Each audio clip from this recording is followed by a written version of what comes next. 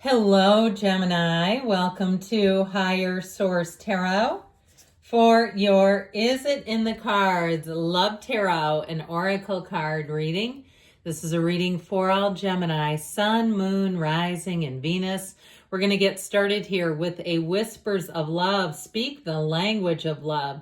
Loving words have the power to change lives, including your own.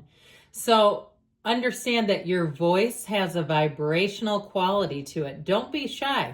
I don't care. You're in your car, you go outside, you talk to yourself. Tell the universe, command to the universe and to your subconscious the kind of relationship that you want. Okay, that's at that base level. Now, for others of you too, if you're in a relationship and it seems like you're becoming more like roommates, then it may be time to start communicating a bit more, to reconnect. Love is an alignment of energy. Energy is never created or destroyed. So the love is always there. We just fall in and out of alignment. When we start to have problems, the problem is with us and them and them. You and them and them. It's not between the two of you. So some of you, it may just be a little tweaking in your vibrational alignment with one another. We're going to take a couple of more oracles. The first one represents you. You have the energy of the butterfly, evolving and growth, next phase, healing, inner child, releasing the past. Now, I'll tell you what, when it says healing inner child, my mind always goes to ACA, Adult Children of Alcoholics. It used to be ACOA. And if that's you and you go, I never have dealt with it, might be time to try a meeting. I'm not here to tell people to run into 12-step groups, but healing the inner child, there's a lot of work done in those types of meetings. But I would also say with this, it's also about losing shame from the past, old patterns from the past, resentments, being afraid, okay? If you've had relationships that weren't supportive, releasing the past, the family of origin. So if there was trauma in your childhood, or perhaps you never saw great relationships, it's all about leaving that behind. You're coming out into the energy of the butterfly. And butterflies to me symbolize recovery. So that's a wonderful energy for you. Their energy is the energy of paradise. This is representing happiness and joy, playfulness, enjoying each other, honeymoon phase. So this may be, again, if it's somebody you're already with, getting back in touch with that honeymoon phase where everything's new and it's eager and fresh.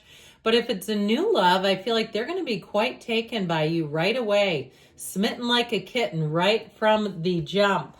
So let's see about these tarot cards. We're going to take 3 cards to represent your energy, 3 cards for their energy, and 3 cards on the advice.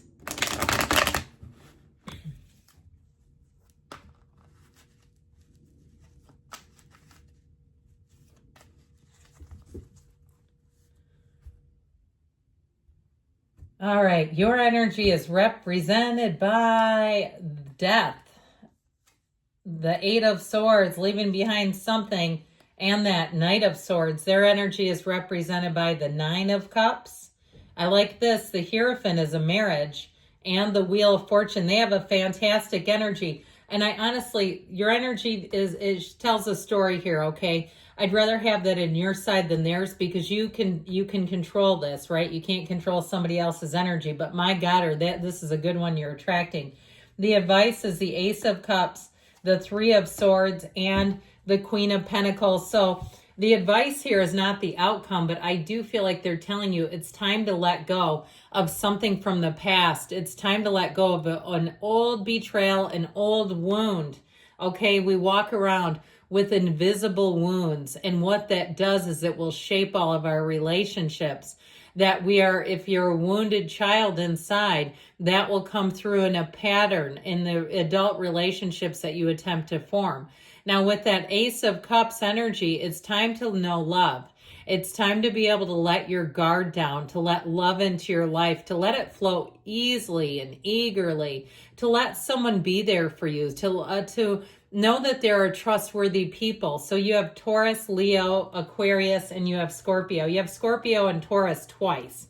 Now, your energy, my dears, you have this Knight of Swords, 8 of Swords, Death combo. And I feel like, too, this is also the inner teenager. that energy of the Knight of Swords, the inner rebellious teenager, someone who might be having a bit of anger. And I may have told you this quote before, but I think it's so moving. C.S. Lewis, who wrote The Lion, the Witch, and the Wardrobe, wrote a lot about the relationship between anger and grief. And he wrote, I sat with my anger long enough until she told me her real name was grief.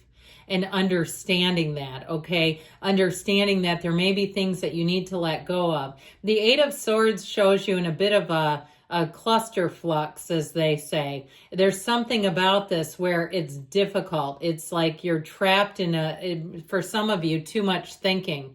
And so with this Eight of Swords energy, it is a time for you to see the potential, to see the opportunities around you, to see new people. If you've been trapped with an old hang up on an old relationship or an old pattern, let's break free of that.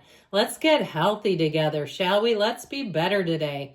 And so I feel like with this, it's all about breaking free of that. The energy of the Death card is transformational. It is going to wipe the old away, clean away the old debris, and bring out a brand new you. It allows you to be who you really are in relationships and bring people in who are safe to trust. So I feel like the energy of the Death card is probably the best card you could have had in this combination. And it says a lot. It really is a time of change. It's a metamorphosis. It's bringing in a new life, and it's bringing in major healing for you all. So I feel like with this, you're going to break free of that air energy.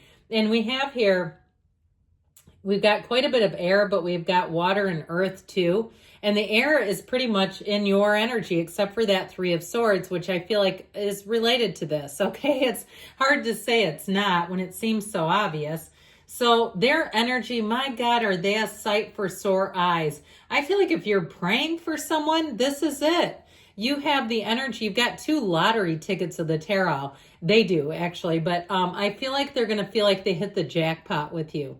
I feel like their heart is like growing 3 sizes by being with you. If you're not with them yet, I feel like this is one where it is going to be an answered prayer. It's going to be somebody so genuine and good and uplifting and a cheerleader. And it's like all the right fit. It's the piece of the puzzle that's been missing all your life. And so with this Nine of Cups, I feel like it's someone who's very generous.